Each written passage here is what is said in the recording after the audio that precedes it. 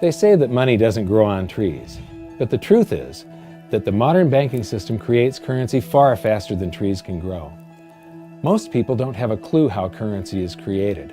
Economists and bankers make it sound so complex that people think they can't understand it. But I'm going to strip our monetary system down to its essence so that you can see the scam behind the curtain and just how it affects you. To pay for the bonds, the Federal Reserve opens up its big old checkbook and writes bad, bogus, counterfeit checks that should bounce because they're drawn on an account that always has a zero balance. There isn't one penny in there.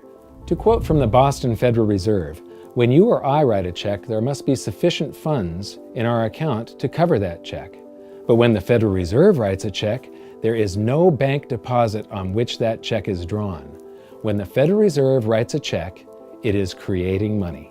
The Fed then hands those checks to the banks, and at this point, currency springs into existence. The banks then take that currency and buy more bonds at the next Treasury auction.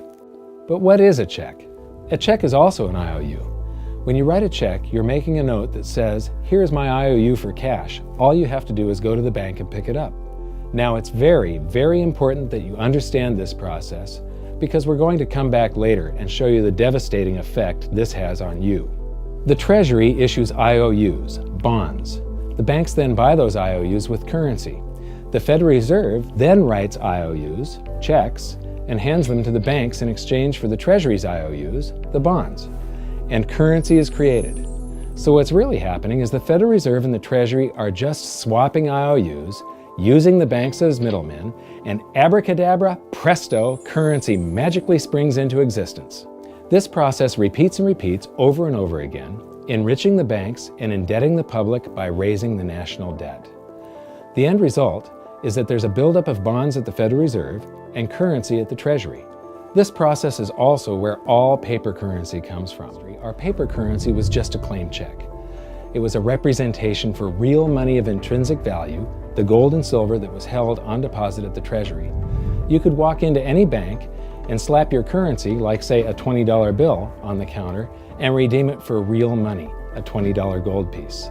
But now, this base currency that's piling up back here is really nothing but a receipt or a claim check on an IOU, that bond. So it's really nothing but a supply of numbers. Massive scale. Much of our taxes are not used for schools, roads, and public services, but to pay interest on bonds that the Federal Reserve bought with a check drawn on an account that has nothing in it. The Federal Reserve is committing fraud. But here's one of the biggest secrets of them all. Before the establishment of the Federal Reserve, there was no need for personal income tax. The Federal Reserve was created in 1913, and that very same year, the Constitution was amended to allow income tax. Do you really think this was just a coincidence? Ask yourself how much income tax you've paid over your lifetime. Much of it has been silently siphoned away into the hands of those who own the system. I believe that presented correctly, anyone can understand this system, regardless of how complex it is. So let's do a recap and break it down even more. The way the system works is that, step 1, the government creates glorified IOUs. These bonds increase our national debt and put the public on the hook to pay it back. Step 2, IOUs are swapped to create currency. The Treasury sells the bonds to the banks. The banks then turn around and sell our national debt at a profit to the Federal Reserve, which they probably own. The Federal Reserve then opens its checkbook that doesn't have a penny in it and buys those IOUs with IOUs that it writes, checks, on a checking account that has a zero balance.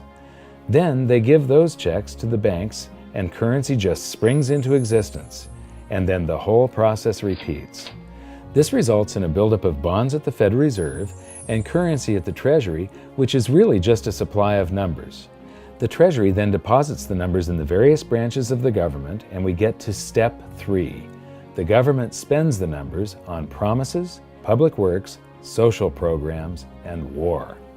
Then the government employees, contractors, and soldiers deposit their pay into the banks, and we get to step 4, where the banks multiply the numbers by magically inventing more IOUs through fractional reserve lending, where they steal a portion of everyone's deposit and lend it out. that currency gets redeposited and then a portion is stolen again. And the process repeats over and over, magnifying the currency supply exponentially. Then we work for some of those numbers, which brings us to step 5, where our numbers are taxed. We pay tax to the IRS, who then turns our numbers over to the Treasury, so the Treasury can pay the principal plus the interest on bonds that were purchased by the Federal Reserve with a check from nothing. Then we get to step 6, the debt ceiling delusion. The system is designed to require ever-increasing levels of debt and will eventually collapse under its own weight because politicians always kick the can down the road. They don't want it to collapse on their watch. And finally, step 7, the secret owners take their cut. The world's largest banks own the Federal Reserve. Those banks make a profit selling our national debt to the Fed. They make a profit when the Fed pays them interest on the reserves held at the Fed, and the Fed pays them a 6% dividend on their ownership of the Fed. This system is fundamentally evil.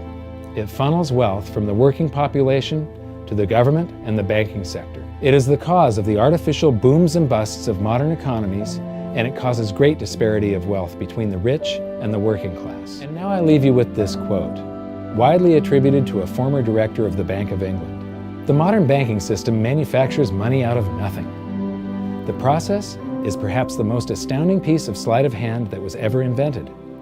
Banking was conceived in inequity and born in sin. Bankers own the earth.